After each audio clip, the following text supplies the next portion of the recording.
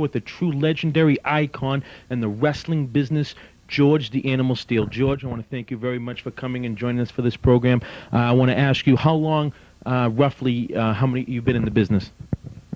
I probably am a dinosaur. I've been in the business longer than most, a very long time, maybe 112 years.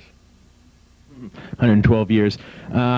You've wrestled. You've seen the change from the 1960s to 1990s. Now you've seen the business gradually change from popcorn to pennies. You've seen it getting bigger and bigger. And how do you think you're there and you started and you've seen how small it is, and then you gradually and you competed in it as it changed. And what are your thoughts on that? The part small, I feel offended when you say that because I never looked at it as small. We used to sell out every place that we went, and I'm talking about major arenas like the Boston Gardens, Madison Square Gardens, Philadelphia, sold out week after week after week, and we came in every 3 weeks. What they're doing now, they come in about 4 times a year like the circus, and I'm not sure if they came on the regular basis like we did that they would sell out like we did. Of course, the prices are a lot different. They used to be a lot cheaper. That's the nature of the society and our economy in the 90s. I don't regret anything. I'm glad I was there when I was there. And I think the character of George the Animal Steele has been a major part of the change in wrestling, along with the genius of Vince McMahon. Your staying power is incredible. Let me ask you a quick question about the late, great Gorilla Monsoon, who just left us. He's a man that you fought with and been with, and I want to know your comments on how great of a man Gorilla really was. I call him Gino now. He used to be Gorilla, but he is a legend. He was a great guy. He was a great athlete. He was a great student. He was very articulate. He was a real plus for the wrestling business.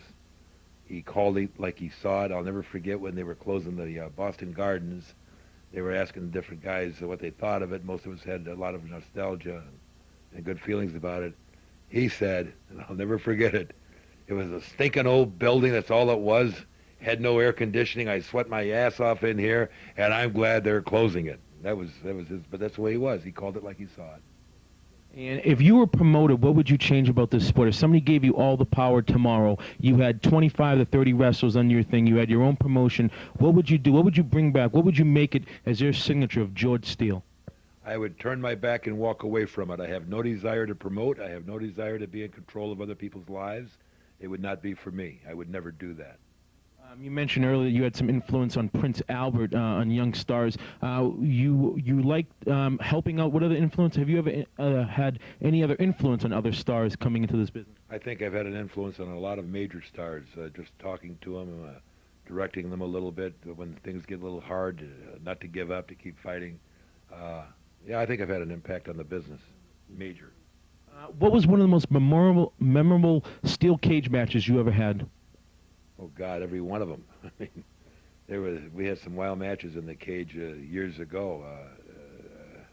It was unbelievable, some of the things that happened in the cage.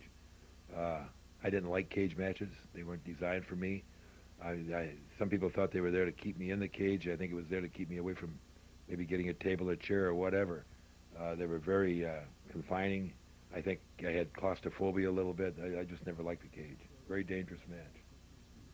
What was the most memorable highlight of your career? You could say, at all those years, one night stands in your mind as you saying, you know what, this was awesome, this was all worth it.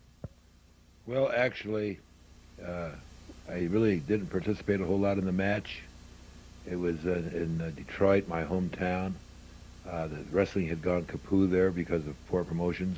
The WWF had started moving in that direction. Vince McMahon Jr. asked me what I thought about going to the Detroit area, and I told him, if you got 3 years and you don't have any substitutions with strong cards, you could make it. Just about 3 years to the day was WrestleMania 3, which was the largest crowd in the history of professional wrestling. We had 97,000 people in one building.